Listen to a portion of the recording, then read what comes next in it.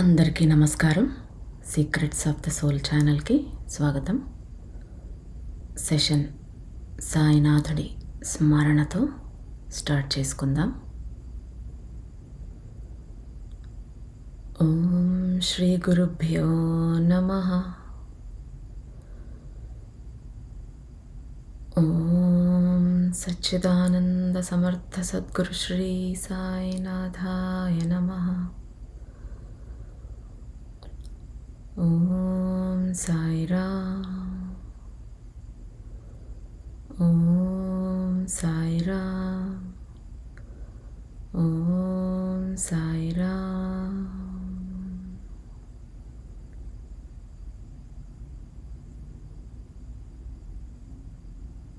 అసలు భగవంతుడు అంటేనే నమ్మకం లేనటువంటి జర్నలిస్ట్ అయినటువంటి మన ఆథర్ గారు రూజ్బే ఎన్ భరూచా గారిని ఒక సాధనంగా, ఒక పనిముట్టుగా వాడుకుని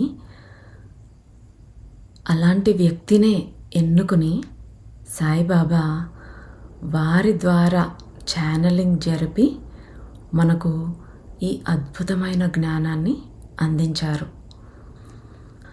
నాస్తికుడైనటువంటి రూజ్బే భరూచా గారు ప్రార్థనలు కానీ, ధ్యానం కానీ, ధ్యానంలో వచ్చే అనుభవాలు కానీ, ఛానలింగ్ ఇలాంటివి ఏవీ నమ్మేవారు కాదు.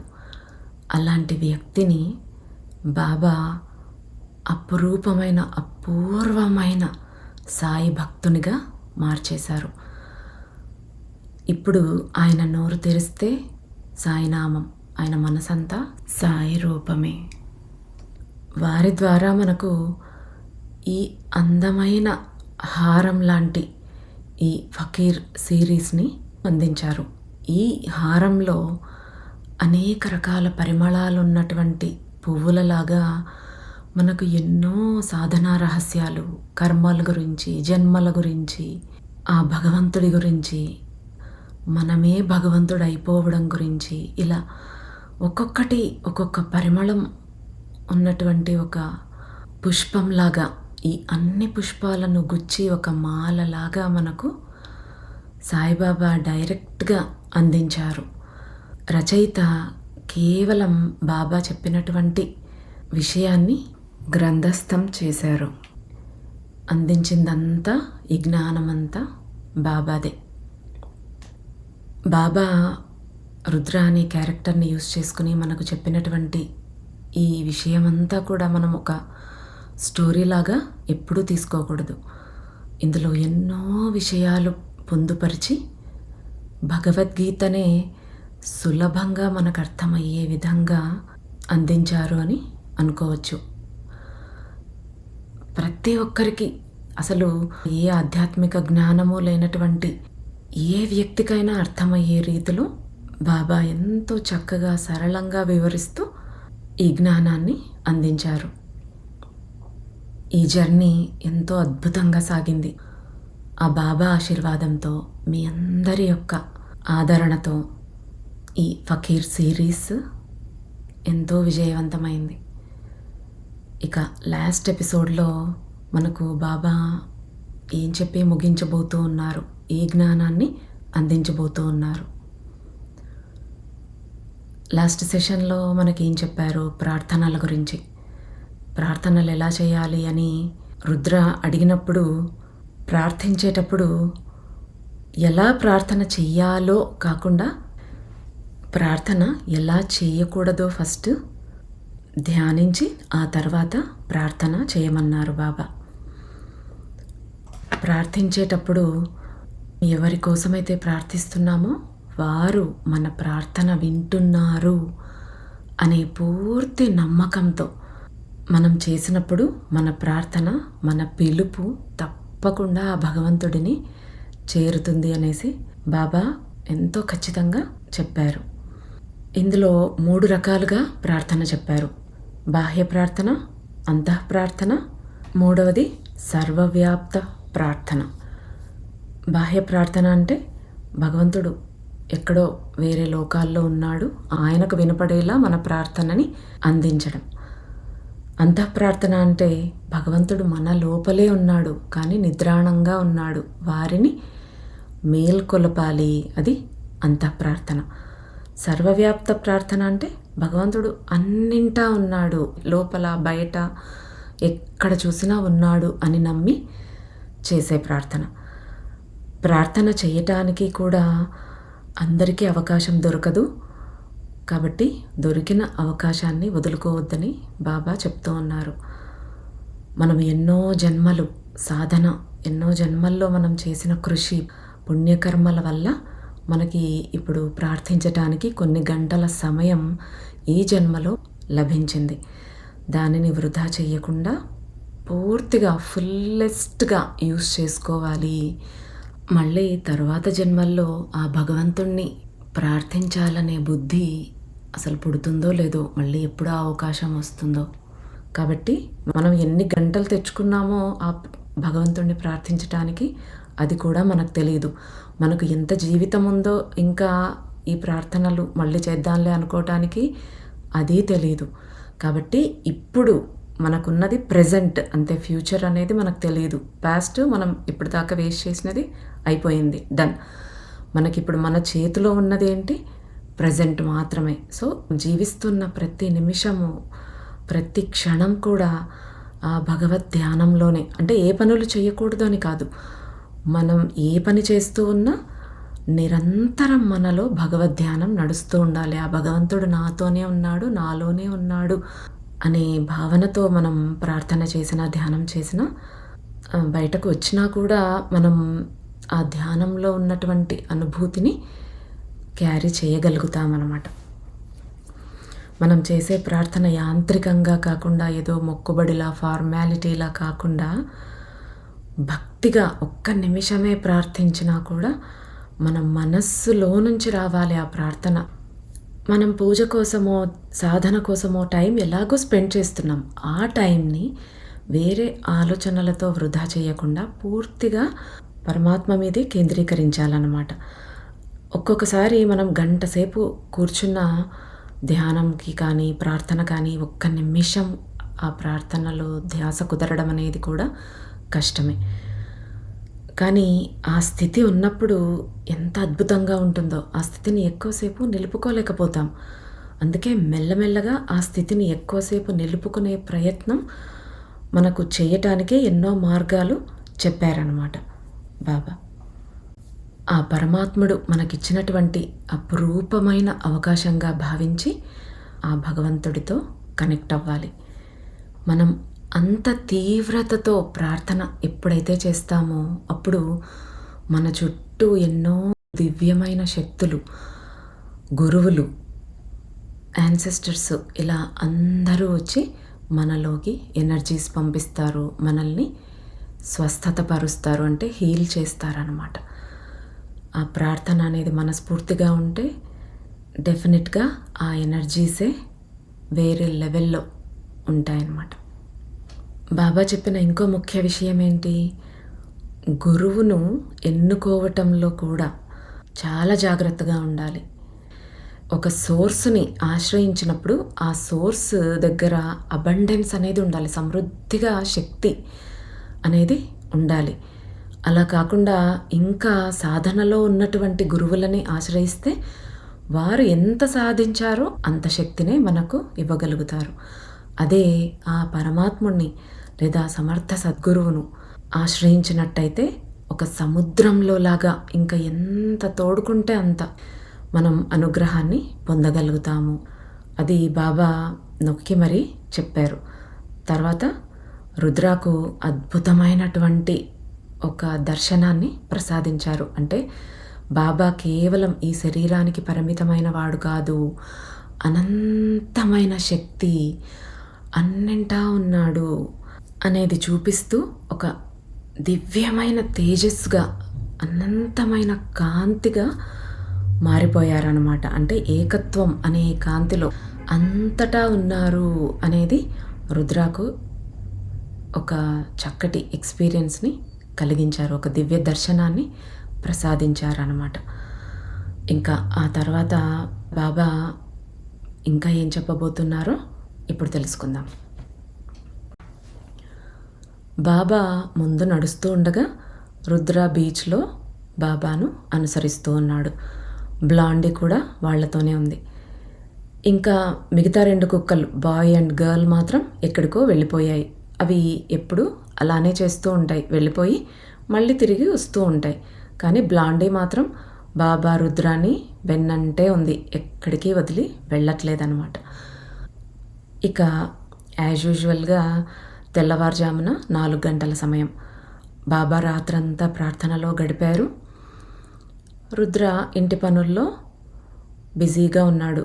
తన జంతు సమూహం ఉంది కదా, 3-4 కుక్కలు, వాటి కోసం అనేసి ఫుడ్ ప్యాకెట్స్ సిద్ధం చేయటంలో రుద్ర బిజీగా ఉన్నాడనమాట. వారానికి ఒకసారి తన కుక్కల కోసం ఆహారాన్ని తయారు చేసి సపరేట్గా ఇప్పుడు మనం మీల్ ప్రెప్ అని చేస్తూ ఉంటాం కదా, అలాగా కుక్కల కోసం 1 వీక్కి సరిపడా ఆహారాన్ని తయారు చేసి కోల్డ్ స్టోరేజ్లో పెడతాడనమాట. ఇంకా ప్రతిరోజు మధ్యాహ్నం, రాత్రి భోజనం టైంకి వాటికి ఆ ఫుడ్ని వేడి చేసి ఇచ్చేవాడు. తర్వాత రుద్ర చాయ్, చిలుం 2 సిద్ధం చేశాడు. బాబా, రుద్ర ఇద్దరు కూడా చాయ్ తాగి చిలుం పీల్చిన తర్వాత వాకింగ్కి బయలుదేరారనమాట. చుట్టుపక్కల ఎవ్వరూ లేరు. ఆ బీచ్ అంతా ఇంకా వాళ్ళదే అన్నట్టుగా ఉందన్నమాట. అంతా గాఢాంధకారం, ఎక్కడ లైట్ అనేదే లేదు. చిమ్మ చీకటి, ఆకాశం మేఘాలతో నిండి ఉంది. చంద్రుడు ఎక్కడా కనిపించటం లేదు. ఆకాశంలో నక్షత్రాలు కూడా దాదాపుగా లేవు. ఒక చిన్నపాటి వెచ్చని గాలి మాత్రం వీస్తోంది. సముద్రపు అలలు వెనక్కి వెళ్ళిపోయాయి. బాబా కూర్చున్నారు. రుద్ర ఆయన ముందు కూర్చున్నాడు. వారి మధ్య బ్లాండీ బాబా వైపు ఫేస్ చేసి కూర్చుంది. అప్పుడు రుద్ర బాబాని అడుగుతూ ఉన్నాడు. బాబా, ప్రార్థనల గురించి నాకు మరికొంత చెప్పండి బాబా అనేసి అడిగాడు. అప్పుడు బాబా, బేటా, నువ్వు ప్రార్థనలో కూర్చున్నప్పుడు ఇదే నీకు లభించే చివరి అవకాశం అనుకుని ప్రార్థిస్తే నీ ప్రార్థనలో ఉండే తీవ్రత మరో స్థాయికి చేరుతుంది, అంటే నెక్స్ట్ లెవెల్లో ఉంటుంది అని చెప్తున్నారు. మనకి మృత్యు అనేది ఎప్పుడొస్తుందో తెలీదు. సరే, రేపో ఇంకో 4 రోజులు పోయాకో చేద్దాంలే అని అనుకోవడం పొరపాటు. మనం చేసే ప్రతి ప్రార్థన కూడా ఇదే నా ఆఖరి పిలుపు, ఆ పరమాత్ముడిని నేను పిలిచే ఆఖరి పిలుపు అని భావిస్తే మన మనసులో ఇంకా వేరే ఆలోచనలు ఏవీ రావు. అప్పుడు మనం ఏదో ఫార్మాలిటీ కోసం మొక్కకుండా ఆ భక్తి అనేది మన లోపల నుంచి, మన ఆత్మలో నుంచి వస్తుందన్నమాట. చాలామంది మాకు సంసార బాధ్యతలు ఉన్నాయి, ప్రార్థన చేసేకి, ధ్యానం చేసేకి నాకు అసలు టైం లేదు అని బాధపడుతూ ఉంటారు.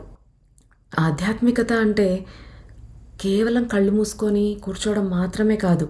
ఇప్పుడు రుద్ర బాబా కోసం చాయ్ చేయడం, జంతువుల కోసం వంట చేసి రెడీగా పెట్టడం, మంచి న్యూట్రిషియస్ మీల్ తయారు చేయటం, బాబాకు ఇష్టమైనవి తయారు చేసి ఇవ్వటం, ఇల్లు శుభ్రం చేసుకోవటం, ఇవన్నీ కూడా ఎంతో శ్రద్ధగా మనం చేసే పనిని దైవానికే అర్పిస్తున్నామనే భావనతో చేస్తే వంటగది కూడా మనకు ఒక దేవాలయం అయిపోతుందన్నమాట.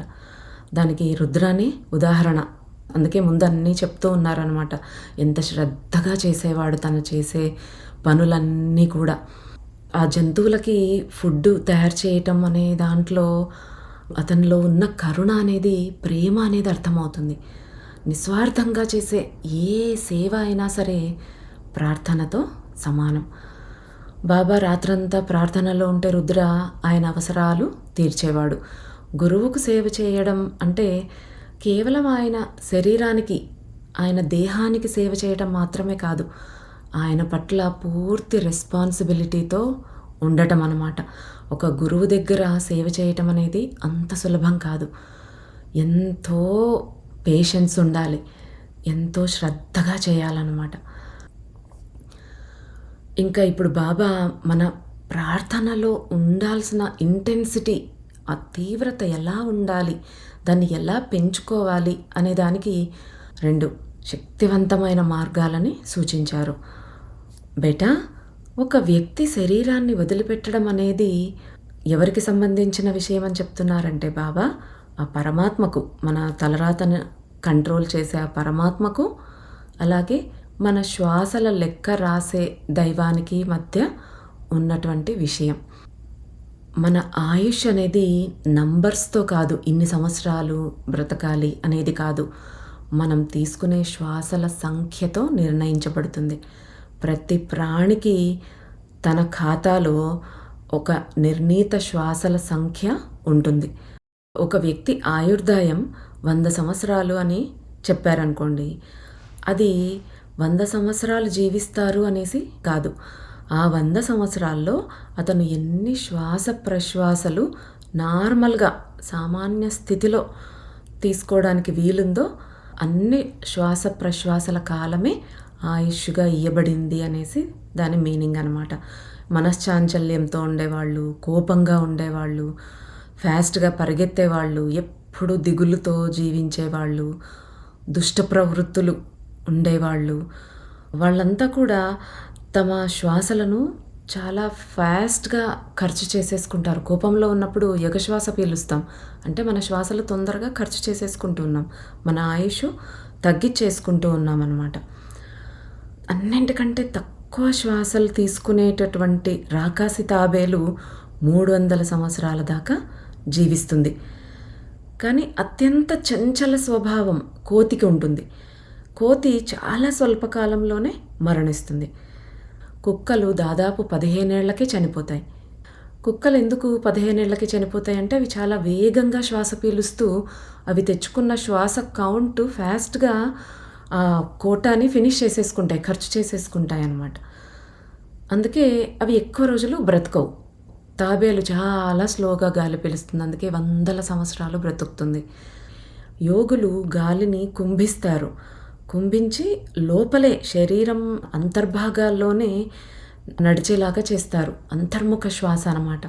మనలాగా ఇలా బయటకి గాలి వదలటం అనేది ఉండదు, కేవలం లోపలే శ్వాస నడుస్తూ ఉంటుందన్నమాట. కాబట్టి వాళ్ళకి ఎన్నో శ్వాసలు మిగిలిపోయి వాళ్ళు ఎక్కువ కాలం జీవిస్తారు. అందుకే మనం వాళ్ళు 10,000 సంవత్సరాలు జీవించారు, 1000 సంవత్సరాలు తపస్సు చేశారు అనేసి చెప్తూ ఉంటాం. అంటే అంత ఆయుష్ని వాళ్ళు పెంచుకుంటూ ఉన్నారన్నమాట. కాబట్టి అన్నింటికంటే ముందు నీ శ్వాస పైన దృష్టి పెట్టు, దానిని ప్రశాంతం చేయి. అంటే మేక్ యువర్ బ్రెత్ కామ్. ఆ తర్వాత అప్పుడు ప్రార్థనలో కూర్చో. అదే నీకు లభించే చివరి అవకాశం అన్నట్టుగా అప్పుడు ప్రార్థించు. నువ్వు అలా ప్రశాంతంగా శ్వాసించినప్పుడు నీలో ఒక శక్తివంతమైన ప్రకంపన మరియు ఏకాగ్రత క్రియేట్ అవుతాయి. మనలో నుంచి ఒక పవర్ఫుల్ వైబ్రేషన్ అనేది క్రియేట్ అవుతుందన్నమాట. అది ఖచ్చితంగా పరమాత్మని చేరుతుంది. ఇది నా హామీ బేటా అనేసి చెప్తూ బాబా, ఇమాజిన్ ఏదైనా కారణం వల్ల నీకు మళ్ళీ ప్రార్థించే అవకాశం రాదని తెలిస్తే, ఇంకా ఆ పరమాత్మతో సంభాషించడానికి నీకు లభించే చివరి అవకాశం ఇదే అని తెలిస్తే అప్పుడు నువ్వు ఎలా ప్రార్థిస్తావు? నీ చివరి ప్రార్థన ఆధారంగానే నిన్ను అంచనా వేస్తారు అని తెలిస్తే అప్పుడు ఎలా ప్రార్థిస్తావు? అప్పుడు నీలో కలిగే ఆ కొత్త తీవ్రతని గమనించు. నీ జీవితమే నీ ప్రార్థన మీద ఆధారపడి ఉన్నట్టుగా మారిపోతుంది ఆ క్షణంలో. అప్పుడు మనలో నుంచి వచ్చే ఆ ప్రార్థన అంతరాళాలను దాటుకుంటూ అత్యంత నిజాయితీతో దైవాన్ని ఇలా వేడుకుంటుంది. Oh my lord, my master, చివరిసారిగా నా మొర ఆలకించు. నేను మళ్ళీ ప్రార్థించలేకపోవచ్చు. Hear me please please and bless me please అని ఆ దైవాన్ని చేరుకోవటానికి ఇది అత్యంత సరళమైన, అత్యంత ప్రభావవంతమైన మార్గం. నన్ను నమ్ము బేటా అనేసి చెప్తూ ఉన్నారు బాబా. మామూలుగా సాధారణ ప్రార్థనలో అంత తీవ్రత అనేది ఉండదు. గుర్తుంచుకో బేటా, మరణ సమయంలో మనిషి దేని గురించి ఆలోచిస్తాడో అదే అతను ఎక్కడికి చేరుకోవాలో నిర్ణయిస్తుంది. గీతలో కృష్ణుడు చెప్పినట్టు అంత్యకాలంలో ఉండే ఆలోచనే మన గతిని నిర్ణయిస్తుంది. మనమందరం వినే ఉంటాం. మనం చనిపోయేటప్పుడు దేని మీద ధ్యాస పెడతామో, ఏది కోరుకుంటామో అదే మన నెక్స్ట్ జన్మని నిర్ణయిస్తుంది అనేది ఎన్నో చోట్ల ఎన్నో స్టోరీస్‌లో కూడా విని ఉంటాం. శ్రీపాద వల్లభ స్వామి చరితామృతంలో ఇలాంటివి ఎన్నో చూపిస్తారు. అందులో ఒకటి, ఒక వ్యక్తి, ఒక ధనికుడు చాలా పిసినారి అనమాట. తను ఎంతసేపు కూడబెట్టడమే, ఏ చిన్నది నష్టమైనా తట్టుకోలేకుండా ఉంటాడు. సరే, ఇంకా అవసాన దశ సమీపించింది ఆయనకి. ఆ టైంలో తన కొడుకులకన్నీ ఏదో పని చేయడం అన్నీ చేస్తాడు. తర్వాత లాస్ట్ అతని చూపు ఎక్కడ పడుతుందంటే, ఒక ఆవు దూడ ఆ ప్రాంగణంలో ఒక పాత గుడ్డ పీలికని నములుతూ ఉంటుందన్నమాట. ఆ ధనికుడు దాని మీద ధ్యాస అనమాట. అయ్యో, అనవసరంగా ఒక గుడ్డ పీలిక వేస్ట్ అయిపోతుంది, అది తినేస్తుంది అనేసి చెప్పబోతూ అలాగే మరణిస్తాడనమాట. తన చివరి చూపు, తన చివరి ధ్యాస ఎక్కడుంది? ఆ మలిన వస్త్రం, ఒక చిన్న గుడ్డ పీలికని ఆవు నమిలే దాని మీద పెట్టాడు. కాబట్టి తన తర్వాత జన్మలో ఆ మలిన వస్త్రాలను ఉతికేటటువంటి రజకుడిగా, అంటే చాకలివాడిగా జన్మ తీసుకుంటాడు. కాబట్టి మరణ సమయంలో మనిషి దేని గురించి ఆలోచిస్తాడో అతని డెస్టినీని, అతని నెక్స్ట్ ఎక్కడికి చేరుకోవాలి అనేది ఆ విషయమే నిర్ణయిస్తుందన్నమాట. అందుకే బాబా ఏం చెప్తున్నారు, చనిపోయేటప్పుడు మంచి ఆలోచన రావాలి అంటే మనము బ్రతికే ఉన్నప్పుడు మంచి ఆలోచనలు, మంచిగా భగవన్నామ స్మరణ చేసే అలవాటు అనేది ఉండాలి. ఆల్ ఆఫ్ ది సడన్ మరణ సమయంలో భగవంతుడు గుర్తురాడు. అందుకే మన ప్రతి ప్రార్థన కూడా ఇదే నా చివరి ప్రార్థన, ఇంకా లేదు నాకు జీవితము అన్నట్టుగా ప్రార్థించినప్పుడు ఏవో పిచ్చి పిచ్చి వాటి మీద కాకుండా కంప్లీట్గా మన ఆర్తి, మన తపన అనేది ఆ భగవంతుడి మీద కేంద్రీకరించగలుగుతామన్నమాట. ఆ రకంగా ప్రార్థిస్తూ అలాగ ప్రాక్టీస్ చేస్తూ ఉంటే మరణించే సమయంలో కూడా ఆటోమేటిక్గా ఆ భగవంతుడి స్మరణ మనకి ఏ రకమైన ప్రయత్నం లేకుండానే వచ్చేస్తుంది. సో మనం మంచి జన్మకి వెళ్ళటం కానీ, మంచిగా ఆ భగవంతుడి సన్నిధానంలో ఉండటం కానీ జరిగే అవకాశం ఉంటుందన్నమాట. బాబా మనకు అందుకే అన్నిసార్లు చెప్తూ ఉన్నారన్నమాట. అందుకే ప్రతి ఆలోచన, ప్రతి ప్రార్థన కూడా ఎంతో ముఖ్యమైనవి. ప్రార్థనలో తీవ్రతను సృష్టించటానికి ఇంకో మార్గం, రెండో మార్గం ఎమర్జెన్సీ. ఏదైనా అత్యవసరమైన పరిస్థితిలో ఉన్నట్టుగా ప్రార్థించటం. మన జీవితంలో ఏదైనా ఆపద వచ్చినా, భయం వేసినా, లేదా ఏదైనా తీవ్రమైన అవసరం ఉన్నా అప్పుడు మన ప్రార్థనలు అకస్మాత్తుగా ఎంతో తీవ్రంగా మారిపోతాయి. ఎవరైనా అనారోగ్యం పాలైనప్పుడు, లేదా మనం ఏదైనా విషయంలో భయపడినప్పుడు ప్రార్థనలో ఉండే తీవ్రత సాధారణ సమయాల కంటే ఎన్నో వేల రెట్లు ఎక్కువగా ఉంటుంది. ఆ ఆపద సమయంలో ఉండే ఆ ఇంటెన్సిటీని మనం నార్మల్ టైమ్స్లో చూడలేం, అసలు అరుదు అనమాట, చాలా అరుదు. మనలో నుంచి మనస్ఫూర్తిగా తీవ్రంగా ఆ పరమాత్ముడిని సూటిగా చేరుకోగలిగేలాగా ప్రార్థన ఎప్పుడు వెలువడుతుంది అంటే, బాబా ఇక్కడ 2 మార్గాలు చెప్పారు. మనల్ని చూసి గమనిస్తున్నట్టే చెప్తూ ఉంటారు కదా బాబా. ఇది మన గురించే చెప్తూ ఉన్నారు. అన్నీ బాగున్నప్పుడు మనం ఎప్పుడు కూడా ఆ పరమాత్ముడిని అంత తీవ్రమైన భక్తితో కొలవం, ఏదో మొక్కుబడిగా టు డూ లిస్ట్ లాగా చేసేస్తూ ఉంటాం. కానీ ఇదే మనకి ఇంకా చివరి అవకాశం, ఇంకా జీవితంలో మళ్ళీ అవకాశం రాదు అన్నప్పుడు కానీ, లేదా ఎమర్జెన్సీ సిచ్యుయేషన్, ఏదైనా తీవ్రమైన ఆపదలో చిక్కుకున్నప్పుడు కానీ, ప్రాణాపాయ స్థితిలో ఉన్నప్పుడు, లేదా మనకు సంబంధించిన వాళ్ళు ఎవరైనా చావు బ్రతుకుల్లో ఉన్నప్పుడు కానీ, అలాంటి సిచ్యుయేషన్లో ఆ భగవంతుడిని మనం మనస్ఫూర్తిగా ఇంకా హెల్ప్ చేయి, నువ్వు తప్ప దిక్కు లేదు అన్నట్టుగా ఆ పరమాత్ముడిని వేడుకుంటాం అన్నమాట. ఆ తీవ్రత, ఆ భక్తి, అంతటి శరణాగతి ఆ 2 సిచ్యుయేషన్స్లో మాత్రమే వస్తుంది. బాబా మనకు ఆ 2 సిట్యుయేషన్స్‌లో ఉన్నప్పుడే కాకుండా నార్మల్‌గా కూడా ఆ రకమైన తీవ్రత మన భక్తిలో ఉండాలి. ఆ ఆర్తి, తపన ఉండాలి అనేసి చెప్తూ ఉన్నారనమాట. ఆ సమయంలో మనం చేసే ప్రార్థన కేవలం మాటల రూపంలో ఉండదు. లోనుంచి ఆ మనసులో నుంచి వచ్చే ఒక ప్రకంపన, ఒక వైబ్రేషన్ అనమాట. అది ఇంకా సూటిగా భగవంతుడిని చేరిపోయేలాగా అంత పవర్‌ఫుల్‌గా ఉంటుందనమాట. బాబా ఏం చెప్తున్నారు? ఫస్ట్ నీ శ్వాసపై దృష్టి పెట్టు. దానిని ప్రశాంతంగా మార్చు. కామ్ డౌన్ చెయ్యి. First make your breath calm అనేసి చెప్పారు. శ్వాస వేగంగా ఉందనుకోండి, మన ఆలోచనలు కూడా గందరగోళంగా, వేగంగా ఉంటాయి.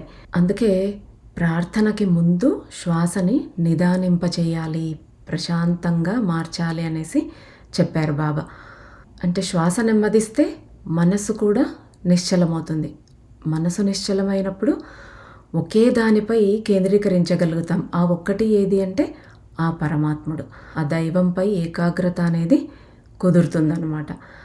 దీనికి అంటే శ్వాసను నెమ్మదింప చేయటానికి ప్రాణాయామం మనకి మొదటి నుంచి ఋషులు చెప్తూ ఉన్నటువంటి ఒక మార్గం.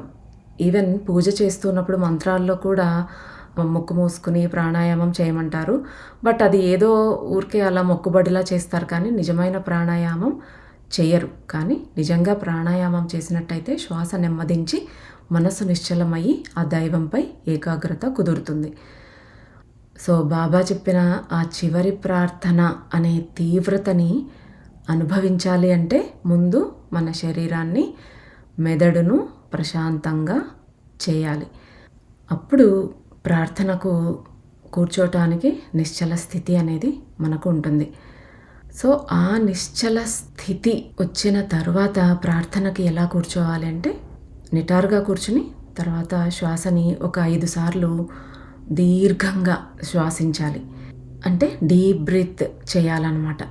గాలి లోపలికి పీలుస్తూ ఉన్నప్పుడు ఆ భగవంతుడి శక్తి అంతా మన లోపలికి వెళ్తూ ఉన్నట్టుగా, శ్వాసను వదిలేటప్పుడు మనలో ఉండే అశాంతి, గందరగోళం అంతా కూడా పూర్తిగా బయటకు వెళ్ళిపోతూ ఉన్నట్టుగా భావన చేస్తూ శ్వాసించాలి.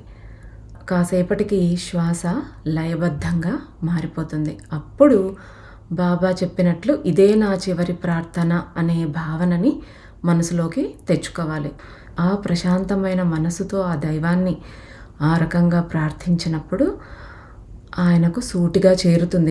మన ప్రార్థనలో లోపం ఉన్నప్పుడే మనకి ఏది నెరవేరనట్టుగా అనిపిస్తుంది. మన ప్రతి ప్రార్థన ఆ భగవంతుడికి చేరుతుంది, కానీ చేసేది మనము చిత్తశుద్ధితో, మంచి భావంతో, తీవ్రతతో చేయాలి. అలా పిలిస్తేనే ఆ భగవంతుడికి వినపడుతుందన్నమాట.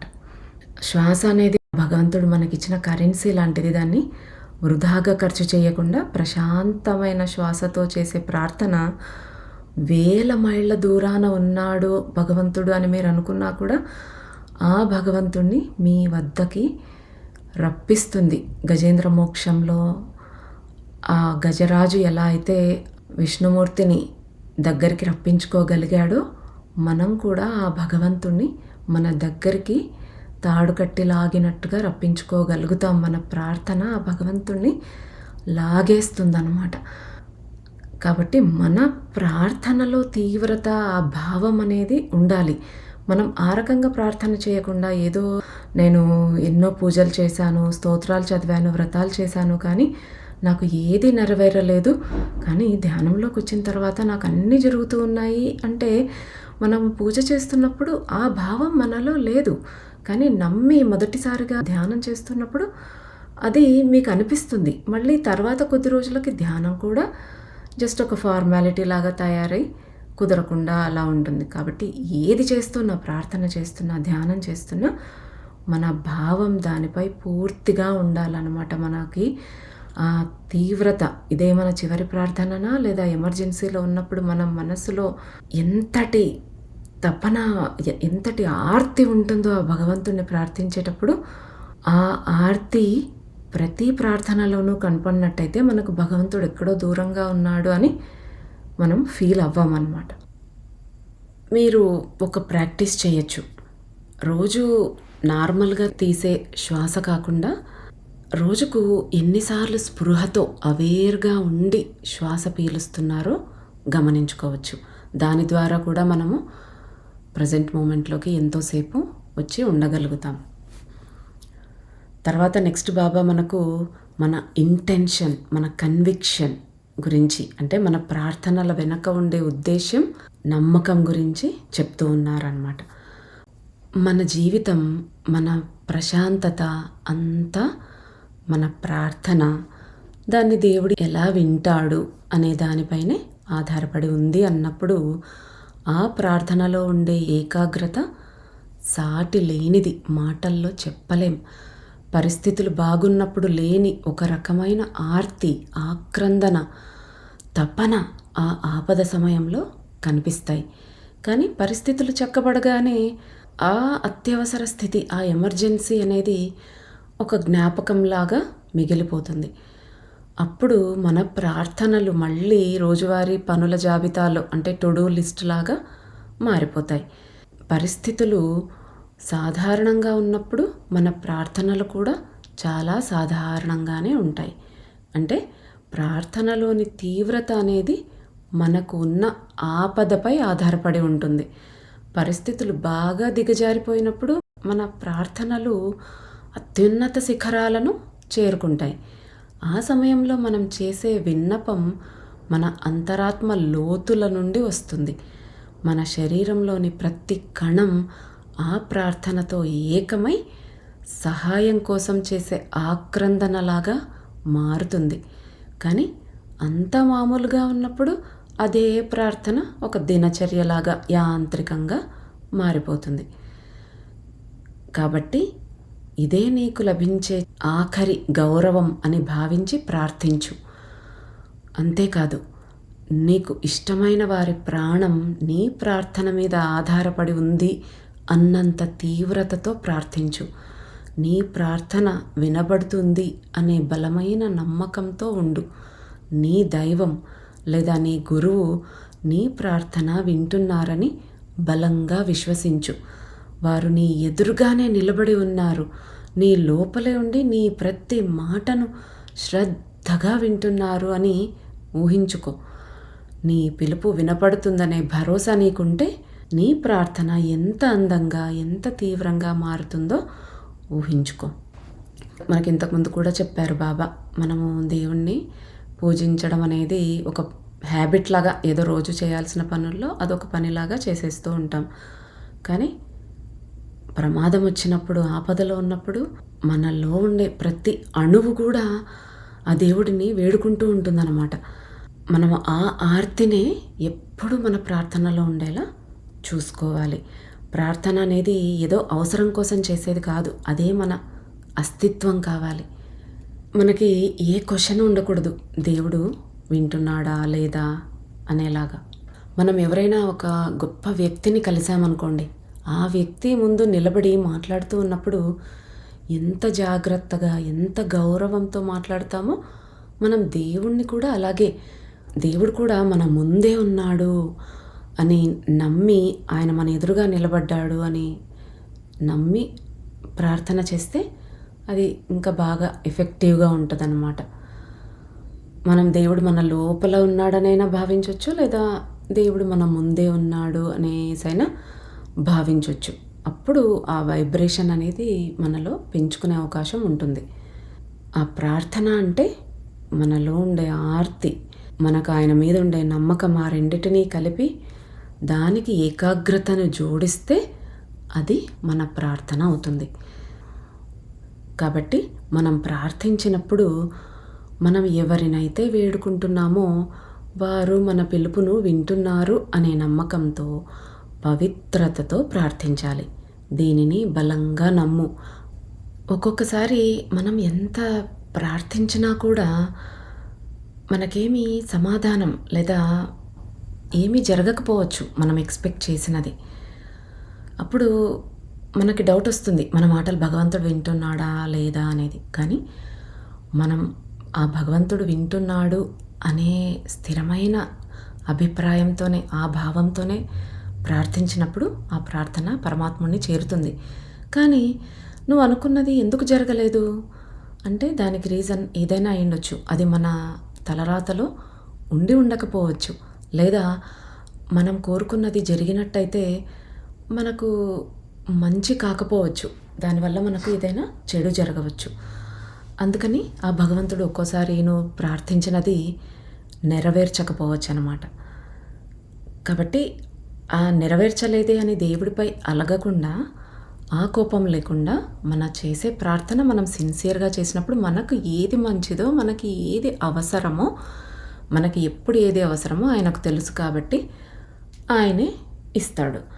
ఇప్పుడు ఒక పిల్లవాడు కత్తి కావాలని అడిగాడనుకోండి తల్లిని. కొడుకు కత్తి అడిగాడు అనేసి ప్రేమతో ఇచ్చేస్తుందా తల్లి? తల్లి కొడుకు అడిగినది వినింది కానీ ఇవ్వలేదు. అలాగే ఇక్కడ కూడా భగవంతుడు వింటాడు కానీ అది మనకు మంచిది కాదు, లేదా మనము అంత పుణ్యం చేసుకోలేదు, మనకి ఈ జన్మలో అది రాసి పెట్టలేదు అంటే అది మనకి ఇవ్వడనమాట. అందరి శ్రేయస్సును కోరే చేస్తాడు భగవంతుడు. కాబట్టి మనం ఒకరి చెడు కోరుకుని, ఒకరి నాశనం కోరుకుని చేసే ప్రార్థన ఎప్పటికీ తీరదు, మన్నించబడదన్నమాట. కానీ మన ప్రార్థన ఆ దేవుడు వింటున్నాడు అనే భరోసా మనలో ఉంటే అప్పుడు మన ప్రార్థనలో ఇంతకుముందు ఎన్నడూ లేని తీవ్రత కలిగి ఏకాగ్రత పూర్తిగా ఆ పరమాత్మ మీద కలుగుతుంది. ఆ పిలుపులో ఎంతో డెప్త్, స్పష్టత, తపన, పవిత్రత అనేవి ఉంటాయి. మనం దాన్ని ఫార్మాలిటీగా భావించినప్పుడే మనలో ఆ కాన్సంట్రేషన్ అనేది ఉండదు. ఎగ్జాంపుల్ ఇస్తున్నారు ఇక్కడ బాబా. ఏదైనా ఒక మంత్రాన్ని నువ్వు ఇన్నిసార్లు చదవాలి అనేసి పెట్టుకున్నావు అనుకో, ఆ లెక్కను పూర్తి చేయడం కోసమే గబగబా చదివేస్తూ ఉంటాం. ఇంకా ఎంత టైం పడుతుందని టైం చూసుకుంటూ ఉంటాం. ఇంకా ఎన్నిసార్లు మిగిలింది, ఎంత ఫాస్ట్గా చేస్తే అయిపోతుంది అనే దాని మీదే మన ధ్యాస ఉంటుంది. మనకి ఆ లెక్క మీద ధ్యాస ఉండకూడదు, ఆ భగవంతుడి మీద ధ్యాస ఉండాలి. అదే బాబా ఇక్కడ చమత్కారంగా చెప్పాడు. అబ్బా ఇంత ఫాస్ట్గా ఎట్లా ఫినిష్ చేసినాడని దేవుడే ఆశ్చర్యపోతాడంట. దేవుడికి కూడా అర్థం కాదనమాట మనం చదివే మంత్రం అంత స్పీడ్గా అయిపోవాలి అని అంత ఫాస్ట్గా చదివేస్తామన్నమాట. కాబట్టి దాని మీద ధ్యాస పెట్టొద్దు. నువ్వు కేవలం ఒక 10 సార్లు చదువు, లేదా ఒక్కసారి చదివినా కూడా దైవం నీ ముందు ఉన్నాడనే ఎరుకతో పూర్తి ఓపికగా ప్రశాంతంగా జపం కానీ ఆ ప్రార్థన కానీ జరగాలన్నమాట. మన ఆత్మలో నుంచి రావాలి ఏదైనా, అది చెప్తున్నారు బాబా ఇక్కడ. మీరు ఒకసారి గమనించుకోవచ్చు, మీరు దేవుడికి ఫోన్ చేస్తున్నారా లేదా వాయిస్ మెసేజ్ పెడుతున్నారా అన్నట్టు. అంటే ఇప్పుడు ఫోన్ చేసినప్పుడు ఆ ఎదుటి వ్యక్తి వింటూ ఉన్నాడు అని మనము జాగ్రత్తగా శ్రద్ధగా మాట్లాడతాం. సో అలాగే బాబా భగవంతుడిని కూడా, ఆయనకి మనం ఒక ఫోన్ కాల్లో ఉన్నాము, ఆయన మన మాట వింటూ ఉన్నాడు, శ్రద్ధగా మాట్లాడాలి అనే భావన మనలో ఉండాలి. అది మనం గమనించుకోవాలన్నమాట. అదే ఏదో వాయిస్ మెసేజ్ పెడుతున్నాం అనుకో, ఏదో పెట్టేసి వదిలేస్తాం. కానీ ఎదురుగా వ్యక్తి వింటున్నాడు అంటే ఉండే శ్రద్ధ వేరేలా ఉంటుంది. కానీ బాబా కొన్నిసార్లు ఇన్ని మాలలు లేదా జపం చేయాలని నిర్ణయించుకున్నప్పుడు ఆ వేగం తప్పనిసరి అవుతుంది కదా, మరి ఫాస్ట్గా చదవాల్సిందే కదా ఇన్ని చెయ్యాలి అనుకున్నప్పుడు అనేసి అడుగుతున్నాడు రుద్ర. అప్పుడు బాబా అంటున్నారు, మై సిల్లీ ర్యాబిట్, నువ్వు చెప్పేది దేవుడు వింటున్నాడు అని నీకు తెలిసినప్పుడు నువ్వు ఎంత వేగంగా జపం చేసినా సరే ఆ పిలుపులో స్పష్టత, ఏకాగ్రత దెబ్బ తినవు. అంటే దేవుడు వింటున్నాడనే భావనతో చేస్తే ఆ ప్రార్థనలో ప్రేమ ఎప్పుడూ ఉంటుంది. దేవుడు వింటూ ఉన్నాడు అనే భావనతో చేసినప్పుడు, ఆ కాన్సన్ట్రేషన్తో చేసినప్పుడు, ఫాస్ట్గా చేసినా కూడా ఆ పిలుపులో ఆ స్పష్టత దెబ్బతినదు, ఏకాగ్రత కూడా దెబ్బతినకుండా ప్రేమ అనేది ఆ ప్రార్థనలో ఎప్పుడూ ఉంటుంది. అదే నీకు మొన్న నేను చెప్పాను, దైవం నీలోనే నిద్రాణమై ఉన్నాడని. ఆయనను మేల్కొల్పడమే నీ మెయిన్ ఫోకస్ అని భావించు. ఎప్పుడైతే నీ అంతరాత్మలో ఉండే దైవాన్ని మేల్కొల్పడమే నీ లక్ష్యం అవుతుందో అప్పుడు నీ పిలుపు ఖచ్చితంగా వినపడుతుందనే షూరిటీ నీకు కలుగుతుంది. అప్పుడు నీ ప్రార్థన ఎంతో అద్భుతంగా మారుతుంది. అదే నీకు చివరి అవకాశము. నీ లైఫ్ ఇంకా ఆ ప్రార్థన మీదే ఆధారపడి ఉందన్నట్టుగా. సో, ఇప్పుడు మనం 108 సార్లో, 1000 సార్లో ఒక నామాన్ని జపం చేయాలి అనుకున్నప్పుడు, మన దృష్టి దేవుడి మీద ఉండాలి. కానీ ఎన్ని కంప్లీట్ చేశామని మన మాల తిప్పడం మీదో, ఆ నంబర్ మీదో ఉండకూడదు అనేసి చెప్తూ ఉన్నారు బాబా. ఒకవేళ నువ్వు వేగంగా చదువుతున్నా కూడా పూర్తిగా ఆ దేవుడు వింటున్నాడు నేను చెప్పేది, నేను చేసే మంత్రం అనేది ఆ నమ్మకం మనలో ఉంటే అప్పుడు వేగంగా చదివినా కూడా పర్వాలేదు. కానీ ఊరికే కౌంట్ అయిపోవాలి అన్నట్టుగా వేగంగా చదివితే ఉపయోగం లేదు. అది ఒక టాస్క్ అంతే. అది ప్రార్థన కాదు అనేసి చెప్తున్నారు బాబా. మన ఆ ప్రార్థన మీదే మన లైఫ్ ఆధారపడి ఉంది అన్నట్టుగా ప్రార్థించాలన్నమాట. సో, ఫలితం కంటే ఆ భగవంతుడికి వినపడుతోంది అనే నమ్మకమే ముఖ్యమన్నమాట. ఇంకా ప్రార్థనలో అన్నింటికంటే ముఖ్యమైన విషయం నిజమైన ప్రేమ, ట్రూ లవ్. నువ్వు ఎవరినైతే ప్రార్థిస్తున్నావో వారిని నిజమైన ప్రేమతో ప్రార్థించు. ఊహించుకో, నీకు ఇష్టమైన వారు వచ్చి నేను నిన్ను ప్రేమిస్తున్నాను అని ఏదో ఫార్మాలిటీ లాగా, ఒక డ్యూటీ లాగా చెప్తే నీకు నచ్చుతుందా? నీ బిడ్డ నీ దగ్గరకు వచ్చి ఒక 108 సార్లు I love you mummy, I love you daddy అన్నట్టుగా చెప్తే నీకు ఎలా అనిపిస్తుంది? ఏదో ఒక లిస్ట్ చదువుతూ ఉన్నట్టుగా అనిపిస్తుంది. నీకు అలా చేస్తే సంతోషంగా అనిపిస్తుందా? ఉండదు కదా!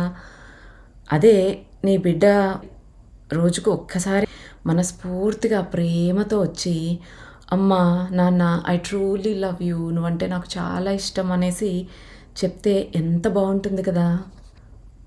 దేవుడు కూడా మన తల్లి తండ్రిలాగే అనమాట. తల్లికి తన బిడ్డ ఎన్ని మాటలు మాట్లాడాడు అనేది ముఖ్యం కాదు, ఎంత ప్రేమగా పిలిచాడు అనేదే ముఖ్యం. అందుకే బేటా, మనం ఎంతసేపు ప్రార్థించాము అన్నది కాదు, ఏ భావంతో, ఏ ఫీలింగ్తో, ఏ ఎమోషన్తో నువ్వు ప్రార్థిస్తున్నావు అన్నదే ముఖ్యం. నువ్వు ఎంత సమయం ప్రార్థించినా అది నిజమైన ప్రేమతో ఉంటే అది దివ్యంగా మారుతుంది. ప్రార్థన ఎంత క్లిష్టంగా ఉంది అన్నది కాదు, అంటే కాంప్లికేటెడ్ స్తోత్రాలు, కష్టమైనవే చదవాలి అనేది కాదు. పసిపిల్లల మనస్తత్వంతో ఎంత సరళంగా ఉంది అన్నదే ముఖ్యం.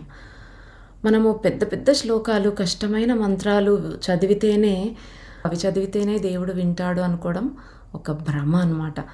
పసిపిల్లవాడు ముద్దు ముద్దు మాటలతో పిలిస్తే తల్లి ఎలా పరిగెత్తుకొస్తుందో, మనం కూడా దైవాన్ని అంత నిష్కల్మషమైన ప్రేమతో పిలిస్తే ఆ దేవుడు ఆ పిలుపు కోసమే ఎదురు చూస్తున్నానా అన్నట్టుగా పరిగెత్తుకుని వస్తాడనమాట.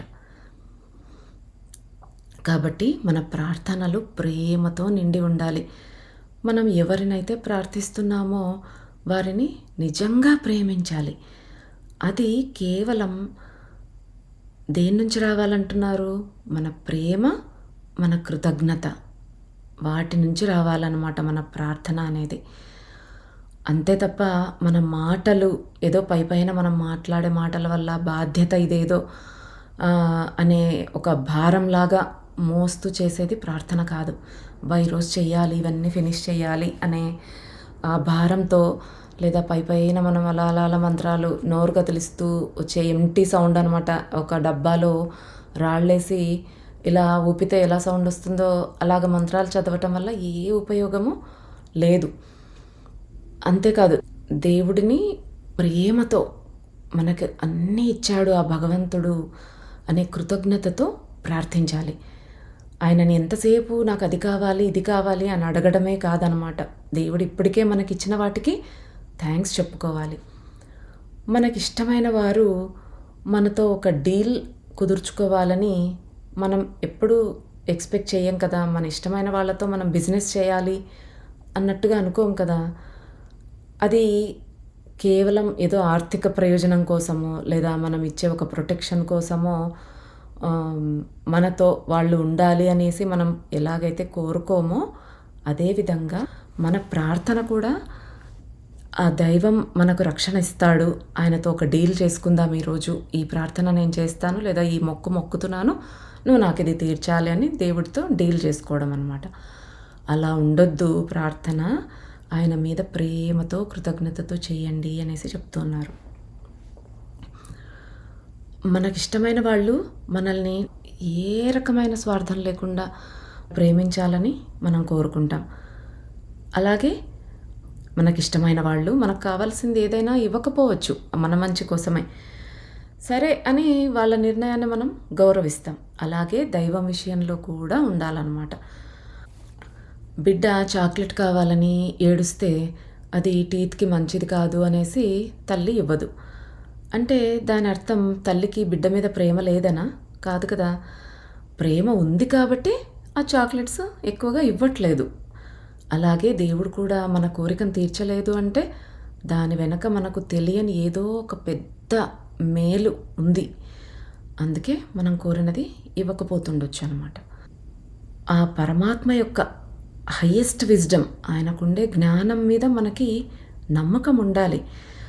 ఆయనకు తెలుసు నాకేం కావాలో అనే నమ్మకం మనలో ఉండాలి. మన ప్రార్థనలో స్వచ్ఛమైన ప్రేమ ఉండాలి తప్ప ఒక వస్తువు ఇస్తే ఇంకొకటి తీసుకుంటాను అనే బార్టర్ సిస్టమ్ లాగా ఉండకూడదు. ఒక వ్యాపారం కాదది. అదొక పనుల జాబితా అసలే కాదు ప్రార్థన అనేది. కేవలం ఆయన మీద మనం చూపే ప్రేమ.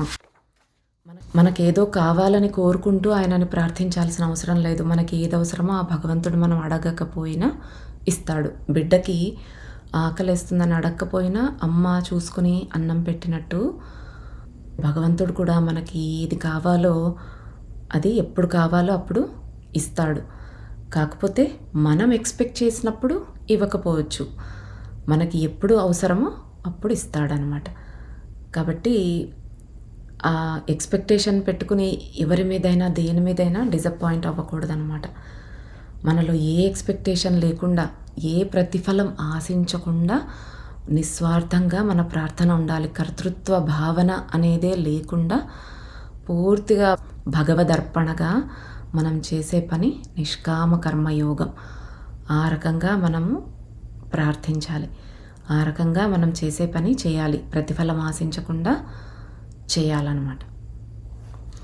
అన్నింటికంటే ముఖ్యంగా మీరు ఏమీ ఆశించకుండా కేవలం ఆ భగవంతుడి బ్లెస్సింగ్స్, ఆయన సాన్నిధ్యం, ఆయన ప్రేమ కోసం ప్రార్థించినప్పుడు ఆ ప్రార్థన అన్నింటికంటే హయ్యెస్ట్ ఉదాత్తమైనదన్నమాట. బిజినెస్ డీల్ లాగా కాకుండా ప్రేమ, కృతజ్ఞతకు నిదర్శనంగా ఉన్నప్పుడు ఆ ప్రార్థనకి ఇంకా ఏది సాటి రాదు అని చెప్తున్నారు బాబా. మనము ఆ భగవంతుణ్ణి క్షమించమని కోరుకుంటూ ఎంతో వినయంతో, కృతజ్ఞతతో ఏ పరిస్థితినైనా ప్రశాంతంగా ఎదుర్కొనే శక్తిని ఇవ్వమని అడిగేలాగా ఉండాలన్నమాట మన ప్రార్థన. శరణాగతి చేయాలి ఆ పరమాత్ముడికి. అంతేకాని నా కర్మను మార్చేసేయమని, నా కష్టం పోగొట్టు అనేసి అడగకూడదు. దానికి బదులుగా ఆ కష్టాన్ని ఎదుర్కొనే స్థితప్రజ్ఞతనిమ్మని అడగాలి. మనము ఆ భగవంతుడికిచ్చే అతిపెద్ద గిఫ్ట్ ఏంటి అంటే ఆయన మనల్ని చూసి ప్రౌడ్గా ఫీల్ అయ్యేలాగా, గర్వపడేలాగా జీవించడం. మనం అలా జీవిస్తే ఆయనకు గిఫ్ట్ ఇచ్చినట్టే, ఆయనకు పూజ చేసినట్టే. ప్రతి క్షణం అత్యుత్తమంగా ప్రయత్నం చేయటానికి శక్తినియమని ఆ భగవంతుణ్ణి అడుగుతూ రిజల్ట్ మాత్రం ఆయనకే వదిలేయాలి. ఇదే మనకు అన్ని శాస్త్రాల్లో చెప్పినటువంటి ప్రేయర్ అన్నమాట. బేటా గుర్తుంచుకో, ఇలా ప్రార్థించినప్పుడు చుక్క చుక్కగా సముద్రం నిండుతుంది. ప్రశాంతమైన హృదయం నుంచి వచ్చే ప్రార్థన ఎలా ఉంటుందంటే కర్మ సిద్ధాంతం అనే ఎడారి వేడి ఇసుకలో ప్రయాణించే బాటసారికి ఒక ఒయాసిస్ ఎలాగైతే దొరుకుతుందో అలాంటిదన్నమాట ప్రశాంత హృదయం నుంచి వచ్చే ప్రార్థన. అసలు ప్రార్థన యొక్క పర్పస్ ఏంటి చెప్పు? ప్రేమను, కృతజ్ఞతను తెలపడం, క్షమాపణను కోరుకోవటం, జీవితాన్ని ఆనందంగా గడపడం, చివరకు ద్వైతం నుంచి వన్నెస్కి, అంటే నువ్వు నేను సపరేట్ అనే స్థితి నుంచి మనం అంతా ఒక్కటే అనే స్థితి, చీకటి నుంచి వెలుగు వైపు వెళ్ళటం, అది ప్రార్థన యొక్క పర్పస్. మీరు దైవం దగ్గరికి వెళ్ళాలన్నా, దైవాన్ని మీ వైపు లాక్కోవాలన్నా, లేదా మీ లోపల ఉన్న దైవాన్ని మేలుకొలపాలన్నా కూడా అన్నింటికీ ఏం కావాలి? శక్తి కావాలి. మన ప్రార్థనలో ఆ కృతజ్ఞత, తీవ్రత, ప్రేమ లేదనుకోండి, ఆ శక్తి అనేది ఉండదు. భూమి గురుత్వాకర్షణ శక్తిని దాటి రాకెట్ పైకి వెళ్ళాలి అంటే దానికి ఇంధనం కావాలి. అలాగే మన ప్రార్థన ఈ లౌకిక ప్రపంచాన్ని దాటి పరమాత్మను చేరాలంటే ఏమవసరమని చెప్తున్నారు బాబా? Love and gratitude. అదే ఇంధనం అన్నమాట మన ప్రేయర్కి. అవి లేని ప్రార్థన ఊరికే సౌండ్ చేయటమే, ఏదో ఖాళీ శబ్దం మాత్రమే, ఏమీ ఉండదన్నమాట. సరైన ప్రేమ మరియు తీవ్రతతో ప్రార్థిస్తే ఒక టైంలో, ఇంకా ఒకానొక దశలో నీకు ఇంకా ఏ బాహ్య తీర్థయాత్రలు, ఆడంబరాలు, పూజారులు, దీపాలు, పండ్లు, పూలు ఏవి అవసరం ఉండవు. నీలో ఉన్న దైవానికి నీవే భక్తుడివి, చివరికి నీవే ప్రార్థించేవాడివి, నీవే ఆ ప్రార్థన అందుకునేవాడివి కూడా. అక్కడ నీవు నేను అనే ద్వైతం నశించిపోతుంది. కేవలం నువ్వు మాత్రమే మిగిలి ఉంటావు. ఆ నువ్వు ఎవరో కాదు, సాక్షాత్తు ఆ పరమాత్మే. You are the one. అంటే ఇప్పుడు ఒక్కొక్క చుక్క ఒక సముద్రాన్ని నింపినట్టు, ఆ ఒక్కొక్క చుక్క సముద్రంలో కలిసిపోయి సముద్రంగా మారిపోయినట్టు మనం కూడా ఆ పరమాత్మగా మారిపోతామన్నమాట. అంటే మనలోనే ఆ భగవంతుడు ఉన్నాడు. అంటే దేవుడికి ఎక్కడో నువ్వు పూజ చేయట్లేదు, నీలో ఉండే దైవానికి నువ్వు పూజ చేస్తున్నావు. అంటే నీకు నువ్వే పూజ చేసుకుంటున్నావు అన్నట్టు అనమాట. అంటే అక్కడ నువ్వు నేను అనే రెండు లేవు, కేవలం ఒక్కటే మిగిలి ఉంది. అదే వన్నెస్ అనమాట. అది ఆ భగవంతుడు, ద వన్, ఆయనే అన్నమాట.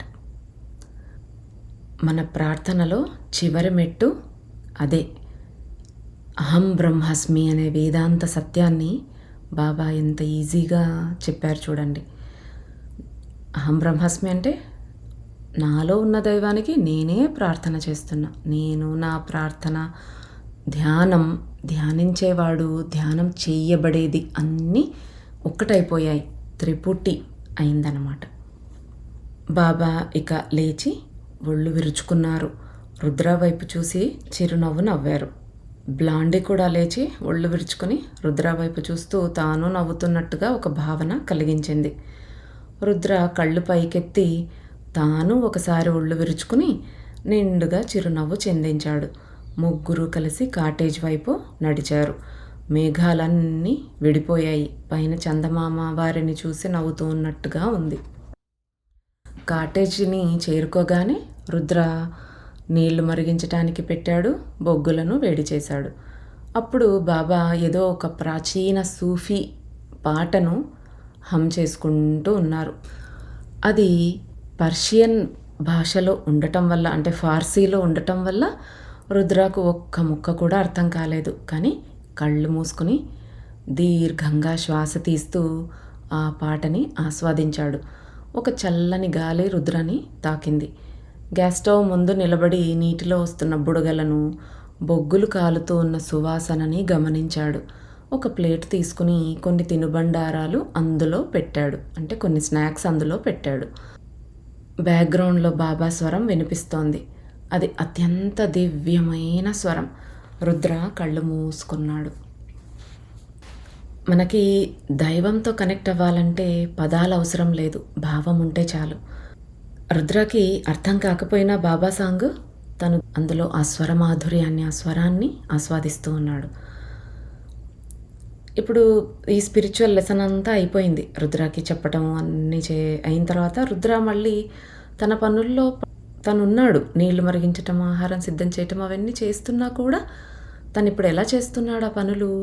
అవేర్నెస్తో, చాలా ఎరుకతో ఉన్నాడు. అక్కడ వాటర్ బబుల్స్ని గమనిస్తూ ఉన్నాడు, బొగ్గు వాసన పీలుస్తూ ఉన్నాడనమాట. అంటే ప్రజెంట్ మూమెంట్లో తను ఉంటూ ఉన్నాడనమాట. ప్రతిదీ ఆ గమనికతో ఉండడం అనమాట. జీవితం చాలా బాగుంది. చాలా ప్రశాంతంగా, కూల్‌గా ఉంది. Life is cool, life is good. చివరిగా బాబా సందేశం మనకి ఏమనిస్తున్నారు? ఇదే నీకు లభించే ఆఖరి ప్రార్థన అని భావించి ప్రార్థించు. ఈ శరీరంతో మాత్రమే కాదు, ఇక ఎప్పటికీ ప్రార్థించే అవకాశం రాదు. అంటే మనం చనిపోతామేమో అందుకని రాదన్నట్టు కాదు. ఇంకా భగవంతుడిని ప్రార్థించడానికి ఇదే లాస్ట్ అవకాశం మనకు అన్నట్టుగా అంత తీవ్రతతో ప్రార్థించు. నీ పిలుపు వినపడుతుందనే బలమైన నమ్మకంతో ప్రార్థించు. నువ్వు ఎవరినైతే ప్రార్థిస్తున్నావో వారిని నువ్వు నిజంగా ప్రేమిస్తున్నావు. కాబట్టి ఆ స్వచ్ఛమైన ప్రేమతో ప్రార్థించు అని బాబా మనకు సందేశాన్ని ఇచ్చారనమాట. మనకిక్కడ మళ్ళీ అదే గుర్తు చేశారనమాట. 3 లక్షణాలు ఏముండాలి? తీవ్రత ఉండాలి, నమ్మకం ఉండాలి, ప్రేమ ఉండాలి. అది ప్రార్థన ముగిసిన తర్వాత మన మనసు కూడా రుద్రలాగా ప్రశాంతంగా ఉండాలి. మనం చేసే చిన్న చిన్న పనుల్లో కూడా ఆ దైవత్వాన్ని చూడగలగాలి. ప్రతి వస్తువులో పరమాత్మ ఉన్నాడు అంటే, ఆ దైవత్వం ఉంది అంటే దాన్ని మనం చూడడం నేర్చుకోవాలి. మనం కూడా అలా చేస్తే మన లైఫ్ కూడా కూల్గా మారిపోతుంది. సో ఇక్కడితో ఫకీర్ 4 భాగాల సిరీస్ అయిపోయింది. 1, 2, 4 భాగాలు అందించాను. 3వ భాగం థాట్స్ అండ్ ప్రేయర్స్ అని ఉంది. అంటే మనము ఏ ఆలోచన చేయాలి, మన ప్రేయర్ ఎలా ఉండాలి, అంటే కొన్ని ఇచ్చారు కదా మనకు బాబా, ఈ రకంగా ఇది అడుగు నువ్వు భగవంతుణ్ణి అనేది ఇచ్చారు కదా. అవి మనకు సపరేట్గా ఒక బుక్ లాగా ఇచ్చారు. దాన్ని నేను షార్ట్స్ లాగా ఒక్కొక్కటి రిలీజ్ చేస్తాను. ఇక్కడితో ఈ ఫకీర్ 4వ భాగం పూర్తయింది. ఇంకా బాబా తన స్వరూపం చూపించారు రుద్రకి. అంటే తను అనంతం, అంతటా ఉన్నాడు. ఆ పరమాత్మ, ఆదిశక్తి, ప్రిమార్డియల్ ఎనర్జీ అనేసి చూపించేశారు. తర్వాత కూడా బాబా కొద్ది రోజులు వెళ్ళిపోవటం, మళ్ళీ కొద్ది రోజులు వచ్చి రుద్రాతో ఉండటం, ఇలాగే జరుగుతోంది అన్నట్టుగా మనము భావించుకోవచ్చు. ఇదంతా కూడా బాబా రుద్రాకు బోధ చేయట్లేదు, మనకే బోధ చేస్తూ ఉన్నారు. మనం నేర్చుకోవాలి, మన ఆలోచన తీరు సరళి మార్చుకోవాలి. ఊరికే టైం వేస్ట్ చేస్తున్నాం మనము, సరిగా ప్రార్థించటం లేదు అనే ఆర్తితో బాబా మన కోసం అన్ని విషయాలు ఎలా ప్రార్థించాలి, ఏమని ప్రార్థించాలో కూడా చెప్పారు. రెహం అని ఆ వర్డ్ అంటే ఆ పరమాత్ముడి దయ కోసం ప్రార్థించు. అన్ని వస్తువులు అవి కావాలి ఇవి కావాలి అని అడుగుతారు. ఆ వస్తువులు కాదు, అది ఒక్కదాంతో తృప్తి అనేది ఉండదు మనకి. ఇంకా రోజు రోజు కోరికలు వస్తూనే ఉంటాయి. అది కాదు మనం కోరుకోవలసింది, ఆ పరమాత్ముడి దయ, ఆయన ఆశీర్వాదం మన మీద ఎప్పుడూ ఉండాలి అన్నదే మన ప్రార్థన అవ్వాలన్నమాట. అది మనం గురువును ప్రార్థించినా, మనకిష్టమైన భగవంతుడు ఎవరైనా ఏ పేరుతో పిలిచినా పలికేది ఆ ఒక్కడే. అన్ని రూపాలు ఆయనవే. అలాగే నిరాకార స్వరూపుడు. మనం ఏ పేరుతో పిలిచినా ఆయన పలుకుతాడనమాట. రామ్ అన్న, అల్లా అన్న, యేసు అన్న అంతా ఉండేది ఒక్కటే, ఒకే శక్తి. ఆ శక్తి మనం మన భావనను బట్టి మనం ఎలా పిలిస్తే అలా పలుకుతున్నాడు, అంతే. బాబా మనకు ప్రార్థనను ఒక యాచన అంటే ఆస్కింగ్ నుంచి ఒక అనుభూతిగా, ఎక్స్పీరియన్స్గా ఎలా మార్చుకోవాలో చెప్పారు. మన జీవితం కేవలం పుట్టుకకు చావుకు మధ్య ఉండే సమయం కాదు, మనం నేర్చుకోవాల్సిన పాఠాల సమాహారం అన్నమాట. మరణం అనేది ఒక ఎండింగ్ కాదు, కేవలం ఒక వస్త్రాన్ని వదిలేసి ఇంకొక వస్త్రాన్ని ధరించడం లాంటిది. కాబట్టి మరణం పట్ల మన భయాన్ని వదిలేసి ప్రతి క్షణాన్ని ఎరుకతో జీవించాలి. అదే మనం ప్రాక్టీస్ చేసే అసలైన ఆధ్యాత్మికత. మనం చేసే ప్రతి పని కూడా కాజ్ అండ్ ఎఫెక్ట్ అన్నమాట. మన కర్మని ఆ భగవంతుడు పూర్తిగా రద్దు చెయ్యడు, కానీ ఆ కర్మని అనుభవించే శక్తిని మనం చేసే ప్రార్థన ద్వారా ప్రసాదిస్తాడనమాట. మనకి ఏది రాసిపెట్టిందో అదైతే అనుభవించాలి, కానీ ఆ గురువు తోడుంటే ఆ ప్రయాణం సుఖమవుతుంది. మనకి ఏదో తలకాయ పగలాల్సినది ఏదో చిన్న గీసుకోవడంతో తప్పిపోతుందన్నమాట. కర్మ అయితే అనుభవిస్తున్నాం, అక్కడ బ్లడ్ రావాల్సినది అయితే వచ్చింది, కానీ ఆ కర్మ తీవ్రత అనేది తగ్గిపోతుంది ఎప్పుడు మన ప్రార్థనలో ఆ ప్రేమ, కృతజ్ఞత, తీవ్రత ఉన్నప్పుడు అన్నమాట. అంటే ఏదో ఒక 5% అయినా మనం అనుభవించాల్సిందైతే ఉంటుంది. కర్మ పూర్తిగా అయితే పోదు, కర్మను అనుభవించాలి, కానీ అది ఆ ఇంటెన్సిటీ తగ్గుతుంది. అలాగే ఆ శక్తిని ఆ భగవంతుడు మనకు ఇస్తాడనమాట. అదే మనం అడగాల్సింది కూడా.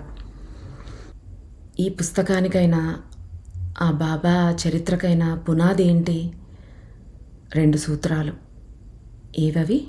దైవం మీద తిరుగులేని నమ్మకం అంటే శ్రద్ధ, తర్వాత ఫలితం కోసం వేచి చూసే ఓపిక, మనలో సహనం ఉండాలి. ఆ 2 ఉంటే ఏ కష్టాన్నైనా అధిగమించేస్తాం. అదే సబూరి. ఆ భగవంతుడితో డీల్స్ మాట్లాడకుండా, బిజినెస్ చేయకుండా, కేవలం మన ప్రేమను ఆయనకు అందిద్దాం. మనకు బాబా అందించే అత్యున్నత సందేశం ఇదే. దేవుడు ఎక్కడో ఆకాశంలోనే లేడు, మనలోనే ఉన్నాడు, నీలోనే ఉన్నాడు. గురువు అయినా, పరమాత్మ అయినా, నువ్వైనా, ముగ్గురు వేరు కాదు. నీలో ఉండే దైవాన్ని నువ్వు గుర్తిస్తే ఆ బాహ్య పూజలు, తీర్థయాత్రలతో పని ఉండదు. నువ్వే ఆ వెలుగువు అని తెలుసుకోవడమే ఈ ప్రయాణానికి ముగింపు అన్నమాట. మన ప్రయాణం, అలాగే ఈ పుస్తకం ప్రయాణం కూడా ముగింపు అదే. ఇక ఫైనల్గా ఈ టోటల్ ఫకీర్ 4వ పుస్తకంలో సారమంతా ఒక్క జిస్ట్ లాగా తెలుసుకుందాం. ఫస్ట్ ఏం చెప్పారు మనకి? బాబా మనలో ఉండే మంచిని, చెడును చూసుకోవాలి, మనలో స్ట్రెంగ్త్స్, వీక్నెసెస్ అన్నీ తెలుసుకోవాలి. మనలోకి మనం వెళ్ళి మన గురించి మనం ఆలోచించుకుని, మనం ఎక్కడ స్ట్రాంగ్ ఉన్నాము, ఎక్కడ వీక్ ఉన్నాము, మనలో స్వభావ దోషాలు ఏవైనా ఉన్నాయా, లోపాలు ఉన్నాయా, అన్నింటినీ కూడా అంగీకరిస్తూ మనలో లోటుపాట్లన్నింటినీ సరిచేసుకుంటూ, అంటే ఎలాగా సెల్ఫ్ ఎంక్వైరీ చేసుకుంటూ, అంటే నేను ఎవరు అని ఆ ఎంక్వైరీలోకి, సెల్ఫ్ ఎంక్వైరీలోకి వెళ్ళినప్పుడే మనం ఇవన్నీ తెలుసుకోగలుగుతాం. ఆ తర్వాత ఒకవేళ మన గురించి మనం చాలా చెడుగా చూసుకున్నాం అనుకోండి, మనం చేసిన పనులు మనకే సిగ్గనిపిస్తున్నాయి, మనం అలాంటి పనులు చేశామా అనే స్థితిలో ఉన్నప్పుడు అపరాధ భావన లేకుండా, మన మీద మనం కోపం పెంచుకోకుండా, అంతకుముందు ఏ తప్పైతే చేశావో అది మళ్ళీ నెక్స్ట్ అలాంటి సిచ్యుయేషన్ వచ్చినప్పుడు రిపీట్ చేయకుండా ఎరుకతో ఉంటూ, మన మనసును, ఆలోచనను సరిచేసుకుంటూ, మనల్ని మనమే ఎప్పుడూ కరెక్ట్ చేసుకుంటూ ప్రశాంతంగా ముందుకు వెళ్ళాలి. ఒక హిపోక్రిట్ లాగా ఉండకూడదు. అంటే ఎదుటివాడిని విమర్శిస్తూ మళ్ళీ మనం అదే తప్పు చేయకూడదు. మన ప్రవర్తనని ప్రతినిత్యం సరిచేసుకుంటూనే ఉండాలి. ఇది కలికాలం కాబట్టి మనసు, మన ఇంద్రియాలు వాటి మీద వీటి మీద వెళ్తూనే ఉంటాయి, కానీ మనం ఎరుకతో వాటిని మళ్ళీ లాక్కొచ్చి ఆ భగవంతుడి పాదాల దగ్గర కూర్చోబెడుతూ ఉండాలి. కర్మని అర్థం చేసుకుంటూ, దాన్ని అంగీకరిస్తూ, మన స్వేచ్ఛా సంకల్పంతో, మన ఫ్రీ విల్తో సరైన నిర్ణయాలు తీసుకుంటూ, చేసిన తప్పులకు, కర్మలకు పశ్చాత్తాపంతో ప్రార్థిస్తూ, పరివర్తనతో ఉంటూ, సరైన జ్ఞానం తెలుసుకుంటూ, కృతజ్ఞతతో, కరుణతో, దాతృత్వంతో బాబా చూపిన మార్గాల్లో ఆ భగవంతుణ్ణి ప్రార్థిస్తూ, మనమే ఎక్కువ అనే అహంకారం మనలో పెంచుకోకుండా, లేదా నేనే ఎక్కువ, ఇతరులు తక్కువ అని హేళన చేయకుండా, అహంకారం లాంటి డేంజరస్ గుణాలు మనలో పెరగకుండా, ప్రేమతో, భక్తితో మనలో ఉండే దైవాన్ని నిద్రలేపుకుని ఆయనతో ఏకమైపోయి ఉన్నది ఒక్కటే అని తెలుసుకోవాలన్నమాట. కర్మని భరిస్తూ, మన ధర్మాన్ని నిర్వర్తిస్తూ, గురువును ప్రేమిస్తూ, మనలోని దైవత్వాన్ని గుర్తించడమే ఈ ఫకీర్ మనకిస్తున్నటువంటి సందేశం అన్నమాట. ఆ గురువుకు మనం ఎప్పుడూ కంప్లీట్‌గా సంపూర్ణ శరణాగతితో, నిజమైన ప్రేమతో ఉన్నప్పుడు ఆ వన్నెస్ అనేది కలుగుతుంది. ఆ వన్నెస్ వచ్చిన తర్వాత ఇంకా గురువు, నువ్వు సపరేట్ కాదు. ఏ డిఫరెన్సు లేదు. ఈ దేవుడితో కోరిక తీరలేదని మరో దేవుణ్ణి ప్రార్థించడం, అలా దేవుణ్ణి చేంజ్ చేయటం కాదు. మనల్ని మనం మార్చుకోవాలి. దేవుణ్ణి వెతకడం ఆపి, మనలోనే దేవుడు ఉన్నాడు అని నమ్మి, ప్రేమతో పిలిచినప్పుడు మనమే వెలుగుగా మారిపోతామన్నమాట. సాధన, ఉపాసన అంటే జపం, ప్రాణాయామం, అర్చన ఇవన్నీ కాదు. మన గురించి మనం తెలుసుకోవటం. హూ యామ్ ఐ అని నిరంతరంగా ఎంక్వైరీ చేసుకుంటూనే ఉండాలి. ఎప్పటిదాకా ఐ యామ్ దట్ అంటే నేనే అది అని సోహం స్థితి అంటారనమాట దాన్ని. అప్పటిదాకా. సో బాబాతో ఈ ప్రయాణం ఎంతో అద్భుతంగా జరిగింది. మనం ఈ ప్రయాణాన్ని ఇలాగే కంటిన్యూ చేయాలి. బాబా చెప్పినవన్నీ తెలుసుకొని అమలులో పెడుతూ మనల్ని మనం ఫిక్స్ చేసుకుంటూ ముందుకు వెళదాం. ఇదేదో ఇంకా ఒక బుక్ చదివేశాం, ఒక వీడియో చూసాం, వినేసాం అన్నట్టుగా కాకుండా నిరంతరం బాబా చెప్పినవి గుర్తు చేసుకుంటూ మన ప్రయాణాన్ని ఆ భగవంతుడిలో కలిపేద్దాం. మీ యొక్క ప్రేమ, ఆదరణకు ఎంతో కృతజ్ఞతలు. బాబా నన్ను పనిముట్టుగా ఉపయోగించుకుని ఈ ఫకీర్ సిరీస్ చేయించినందుకు వారికి అనంత కోటి ఆత్మ ప్రణామములు మరియు కృతజ్ఞతలు. గురువుల ఆశీర్వాదం లేనిదే వారి గురించి మనం ఏది మాట్లాడలేం. నా ద్వారా తనేం చెప్పాలి అనుకున్నారో అదే వారు నాతో పలికించారని నమ్ముతున్నాను. ఒకవేళ ఎక్కడైనా నేను నా సొంత పైత్యంతో ఏదైనా తప్పులు చేసి ఉంటే క్షమించమని ఆ బాబాను, మిమ్మల్ని కూడా వేడుకుంటున్నాను. ఇక ఫకీర్ 3తో కలుద్దాం. అలాగే ఇంకా ఎంతోమంది గురువులు ఉన్నారు. మన ప్రేక్షకులు కొంతమంది గురువుల గురించి చెప్పమని, వారి గురించిన పుస్తకాలు చదవమని రిక్వెస్ట్ చేశారు. అవన్నీ కూడా నేను ఒకటొక్కటిగా, ఒకదాని తర్వాత ఒకటి చదివి మీకు అందించే ప్రయత్నం చేస్తాను. అంతవరకు స్టే ట్యూన్డ్. ఈ ఛానల్ ద్వారా నేను చేస్తున్న ప్రయత్నం మీకు నచ్చినట్టయితే ఈ వీడియోస్ని లైక్ చేయండి, 10 మందితో పంచుకోండి, అలాగే సబ్స్క్రైబ్ చేసుకోండి. బెల్ ఐకాన్ని క్లిక్ చేసినట్టయితే నేను ఏదైనా కొత్త వీడియో అప్లోడ్ చేసినట్టయితే మీకు వెంటనే నోటిఫికేషన్ అందుతుంది. ఆ బాబాకు, మీకు అందరికీ నా శతకోటి కృతజ్ఞతాభివందనాలు. Thank you. సర్వం శ్రీ సమర్థ సద్గురు సాయినాథ చరణారవిందార్పణమస్తు. శుభం భవతు.